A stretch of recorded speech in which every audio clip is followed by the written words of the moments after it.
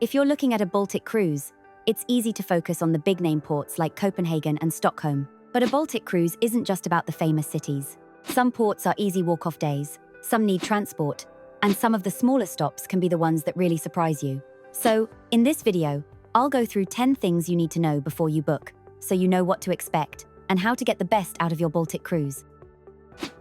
The first thing to know is that a Baltic cruise gives you a real mix of places, and that's one of the reasons this itinerary works so well.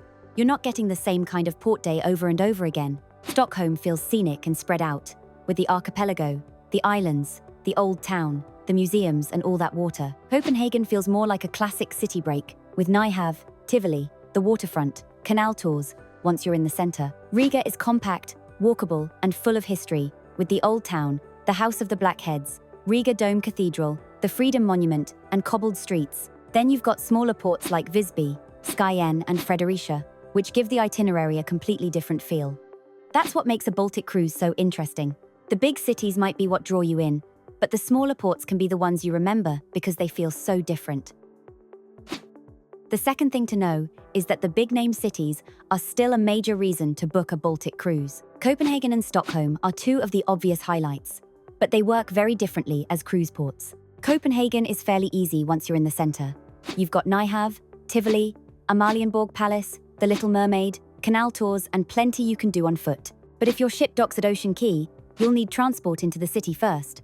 Stockholm feels different again, especially because of the sail-in and sail-away through the archipelago. You're sailing past islands, little houses, boats, and forested shorelines before you even get into the city. Once you're there, you've got Gamla stan, the Royal Palace, the Vasa Museum, the ABBA Museum, Djurgården, and boat tours. So it's one of those ports where it really helps to know what you want to do before you arrive. Some Baltic itineraries also include places like Helsinki and Tallinn. So when you're comparing cruises, don't just count the number of ports. Look at which cities are included, how long you get in each one, and whether you get an overnight stop. That can make a big difference to the cruise. The third thing to know is that the smaller Baltic ports can be some of the best surprises. These are the places you might not book a whole holiday around, but they can work really well on a cruise itinerary. Fredericia is a good example. It's easy, relaxed, and local. You can walk off the ship, be in town within minutes, wander along the waterfront, see the ramparts, and stop somewhere for coffee or lunch. Skyen feels different again. It's not about big landmarks in the town centre. It's more about the harbour, the yellow houses, the coastline, and Grenland, where the North Sea and the Baltic Sea meet. And Visby is one of the prettiest smaller ports, with medieval walls, church ruins, cobbled streets, roses, gardens, and sea views. That's why I wouldn't dismiss the smaller names when you're looking at a Baltic itinerary. The big cities might be what draw you in, but the smaller ports can be the ones you remember because they feel so different. The fourth thing to know is that where your ship docks can make a big difference on a Baltic cruise. Some ports are very easy. Fredericia is a proper walk-off port, Riga Cruise Port is close to the old town, and Visby is manageable either on foot or by shuttle if one is running. But not every Baltic port works like that. In Copenhagen, if you dock at Ocean Quay, you'll need transport into the city before you start seeing places like Nyhavn, Tivoli, or the Little Mermaid. Stockholm is another one to check carefully, because where you dock can give you very different days. So don't just look at the port name on the itinerary. Check where the ship actually docks, because that's what tells you how easy your day is going to be. The fifth thing to know is that many Baltic ports are easy to do yourself, so you don't need to book an excursion in every place. Riga is one of the easiest examples. If your ship docks close to the old town, you can walk in and see Town Hall Square, the House of the Blackheads, Riga Dome Cathedral, and the Freedom Monument without needing transport. Visby is also very easy independently. Once you're in the old town, the main appeal is walking around the walls, church ruins, cobbled streets, gardens, and viewpoints. Fredericia is another simple one if you're staying local. You can walk into town, see the ramparts, wander along the waterfront, stop for lunch, and head back to the ship without having to work out trains or taxis. Copenhagen and Stockholm can also be done on your own, but they need a bit more thought. In Copenhagen, the city is easy once you've got in from the port.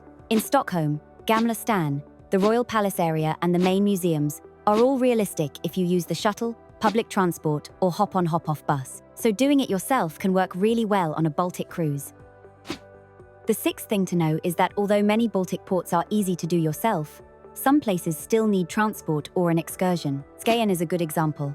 The town itself is easy, but if you want to go to Grenland, where the North Sea and the Baltic Sea meet, you need to plan how you're getting there. It's outside the town, and once you arrive, you still need to walk along the sand or use the Sandormen tractor bus to reach the tip. Fredericia is similar. The town is easy on your own, but if you want to visit Unsa, Legoland, Christiansfeld, or Jelling, an organized trip can make more sense because of the travel time. Hop-on, hop-off buses can also work well in some Baltic ports. In places like Copenhagen and Stockholm, they can combine transport from the ship with a simple starting point for seeing the city. And in Stockholm, some tickets also include the hop-on, hop-off boat, which is a really good way to see the city from the water. In places like Riga and Visby, the hop-on, hop-off bus can also give you a chance to see a bit beyond the old town, especially if you don't want to spend the whole day walking. So, I wouldn't decide in advance that every Baltic port has to be DIY or every port needs an excursion. Look at each stop separately and decide what works best for that day. I've popped a link in the description to a few shore excursion options through Get Your Guide, so you can compare those with doing the ports independently. The seventh thing to know is that overnight stops can completely change a Baltic cruise. Stockholm is a good example. With one day, you have to choose between Gamla Stan, the Royal Palace area, the Vasa Museum, ABBA Museum, boat tours, and everything else you might want to do. With an overnight, the pressure comes off because you can split the city across 2 days and enjoy it properly. Copenhagen works the same way. One day is enough for a good first visit, but an overnight gives you more time for Tivoli, Nyhavn, a canal cruise, and a slower look around the city. The eighth thing to know is that weather can make a big difference on a Baltic cruise. You might get warm sunshine, wind, rain, cooler sea days, and chilly evenings all on the same trip, so pack for changeable weather. Take layers, comfortable shoes, and something waterproof, especially for places with cobbled streets, waterfront walks, or exposed coastal areas like Skyen. And if you're sailing from Southampton, remember you'll usually have quite a few sea days as well, so it can feel very different out on deck compared with being ashore in the city. The ninth thing to know is that Baltic cruises can be expensive ashore, especially in places like Copenhagen and Stockholm. Food, drinks, museums, transport, and tours can all add up quite quickly. But not every port has to be expensive. Riga, Visby, and Fredericia can all be very affordable if you explore independently, walk from the ship, and focus on the main sites close to the port. Even in Copenhagen and Stockholm, you can keep costs down by using walking routes once in the city and choosing the paid attractions that really matter to you. So yes, the Baltics can be pricey.